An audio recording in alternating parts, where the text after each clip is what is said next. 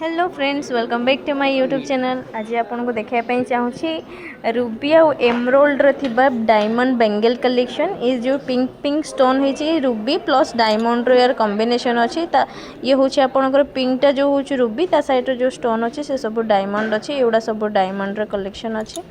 तो आप देखिपे ये सब आप डेली यूज आराम से रफ एंड टफ यूज करेंगे। जहाँ यहाँ आपंकर 18 कैरेट गोल्ड उपरे प्रोडक्टा रोचे है आपन को बहुत भल लगे स्किन उपरे। आमर नुआ स्टोर ओपनिंग आपन देखि पारथे आम नुआ स्टोर बहुत सुंदर। एटा आपनकर मूवी एक्स फ्रंट रे आपनकर आम न्यू स्टोर देखा पाइबे। जदि आपण माने बालेश्वर अवेलेबल अच्छा तो प्लीज विजिट करंतु आमर न्यू स्टोर। आमर गोटे सॉफ्ट लॉन्च 28 रे रोची तो समस्त को इनवाइट रोची समस्ते आसबे। हाँ आ जो ये ग्रीन कलर स्टोन रोचे এটা হচ্ছে आपनकर एमरोल्ड कलेक्शन बहुत ही सुंदर बहुत ही प्यारा कलेक्शन अच्छी आ कलेक्शन बर्तमान बहुत अवेलेबल अच्छी। तो ट्राई करंतु आपण माने आसिक विजिट करिया पे। Thank you.